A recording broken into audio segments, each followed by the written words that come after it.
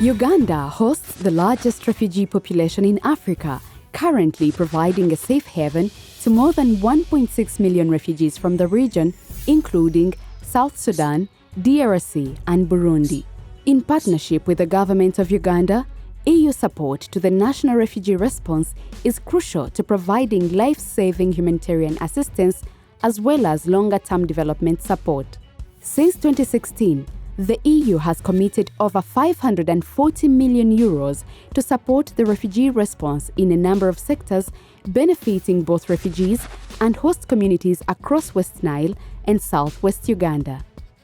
EU humanitarian aid provides rapid and effective emergency assistance to recently arrived refugees, improving access to health and education across refugee settlements, and anticipating and responding to natural disasters. The EU is also reinforcing the bridge between short-term humanitarian response and longer-term development needs. These priorities are aligned to the pledges made in the Global Refugee Forum on supporting inclusive access to basic services for all, environmental protection, and self-reliance of refugees. With development funding, the EU supports skilling and livelihoods to build self-reliance, improving access to essential services such as local governance, education and water, and interventions to address environmental degradation. The EU works with various partners to implement these initiatives. Among these is a project implemented by Enabel, which seeks to provide vocational training and entrepreneurship support to youth, women and girls in refugee and host communities in Adjumani, Madiokolo, Terego, Kiriandongo, Yumbe, and Arua. As Enable, our work was to implement activities that will transition refugees from humanitarian response to sustainable livelihood. So ever since that time, we have trained over 7,000 refugees and host community. And we have been training through different implementation modalities. The first one is through grants, where we go through different processes and we engage NGOs together with their co-applicant to implement vocational skills training in vocational institutions within those districts. But also afterwards, we take those graduates to private sectors to expose them to market-relevant skills. So the whole objective is around starting a business to earn a self-reliant life. Bongo medo eriso ditadiliaro manu bongo sozo mai mani bite telanerle mebi ukwenzi mbara temembe bug ko anga di opportunity de du bug ban so da kini okay takini bug diala di village ni eringa ovun dia common dinko aka bug riso metonga sende suengira metovinga treniziki sura mayo di tansira medo di bug so anti azimo ke mavi mbata dele takini membaba azia bugs mani school fees mo fe ma follow opinion azin mavin man vavur fende. Through a project implemented by World Vision, the EU has improved job access and economic security for refugees and host communities in Terego, Madiokolo, and Obongi. We reached 1,000 groups that we call savings and development clusters. We used some models in implementation of this project, and one model was the economic stimulus, where we are supporting participants with the grants for them to be able to establish businesses that can cause a change in their homes. Business mari de me area ne Kenya ilfueri mdulimbia ziase andrane macamari tade de bazi ebule kana edekana bati evoke maru amata edetro ma ehwe kemo kwa embagako ma ehwe kenga madina ta edelerega andra garo le direct po garo mesulere ewa school fees kwa jare ewa ero ajejo bachere nire onko ewa lonyarisa totro tuirereko kenja madini dara garo ma fees kwa sami ongo barang ko avu same rojewa so machine we bade ko ko kamanisi. The program I introduced digitalization, where previously the groups used to struggle with the recording their saving records and also issues of trust and all that. So we have seen digitalization has come in as a big savior. Before that digital phone was brought, we were using these books. One time, the house we kept these books in. A heavy rain came and it carried the roof of the house away. These books were all washed, where we were not able to find some of the informations. But after the phone was brought, we find that any information that we have, it is just very easy to find from the phone than the book. Additionally, the EU has supported environmental conservation efforts through an action implemented by a consortium led by the Uganda Biodiversity Fund in Yumbe, Terego, Chikube, Chegegwa, and Kamwenge. This project focused on restoring natural resources and promoting sustainable energy.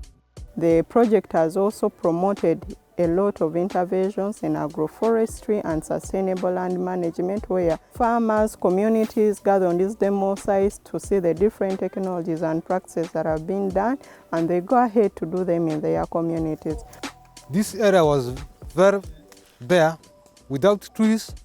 Because of the training, I started planting these trees. In the one of the training, ECHO told us to plant these grasses and stone bunches.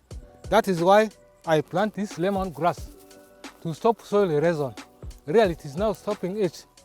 So, in the olden days, the land was not like this. It was without this soil fertility. After training, I begin to make it to bring back the soil fertility. That is why I started to grow sorghum. Secondly, I plant cassava. Even out of that cassava, I bought 8 goats. Also, since it's a restoration project, the trees take longer to grow. So the project has provided alternative sources of livelihoods to the communities so that they realize the immediate income to meet their basic needs in their households.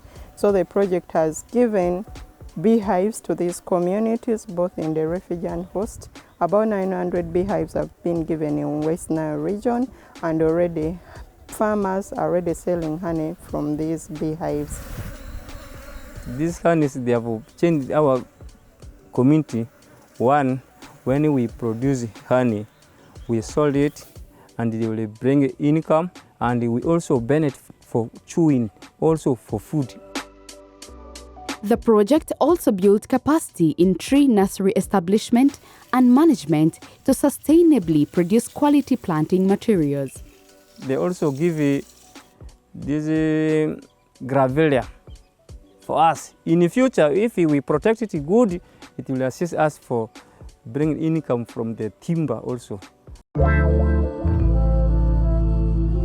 In an effort to respond to increased environmental degradation and promote alternative energy sources in refugee hosting districts, an initiative was rolled out through a consortium led by Save the Children. We have looked at Lorena stove at households level, and that is one of the alternative energy technologies that, based on assessments and also interaction with different stakeholders, and including the communities, have been adopted.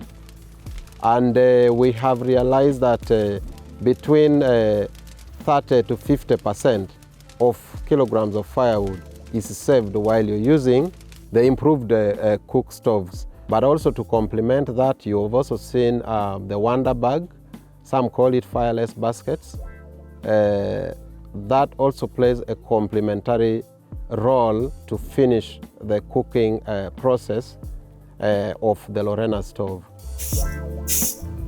Geleng na lepe kanna na ega kade kila ingani pero ingman lagana de derjin bot tiade ingani ko na sale agarju na dukuno ko lor gele bonna ko ayan kata ko kidoni ayan naga ko kidon a tikina madiko ko puro na katasa ko puro na bai panda kweni ina ngare naga ela salde ngara kindi na katani ina bon na dingi kolo sale de naga sebde chudre jakena nalo angara kena parta naga na kokoro jumaka kine parta tiade ko ina sale ngara kena na school fees na robini ngeji parta naga na kokoro juko do makana ngara kena na uniform do ngeji school ngara kena na boro ko ngeji book. I need to make mention of the institutional stoves because it has a direct effect on degradation. Tons of fuel wood is consumed by those institutions. So a total of 26 were analyzed and supported with the installation of the stoves. This school started in 2016. There was no kitchen. We were cooking from outside. The firewood consumption was too much. One point now we were buying wood fuel. A trip would cost like 350. And then in a term would need about 8 trips. Much of the money was spent on buying wood fuel. But when Save the Children came in with this intervention, built for us the energy saving stove, and it has recorded tremendous results. We found ourselves for the first time buying only a trip. We were able to save and to be able to cater for the welfare of the kitchen better in terms of providing dietary needs. And this translated into performances which started improving greatly.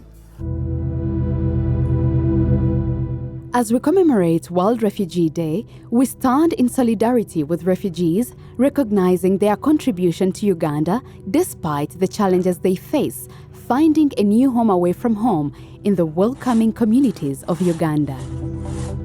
So one key area that I feel so proud about is that through the different interventions, we have seen the peaceful coexistence between the two host communities and the refugees interacting together, and also through the income generating activities to ensure self-reliance makes me also feel so proud.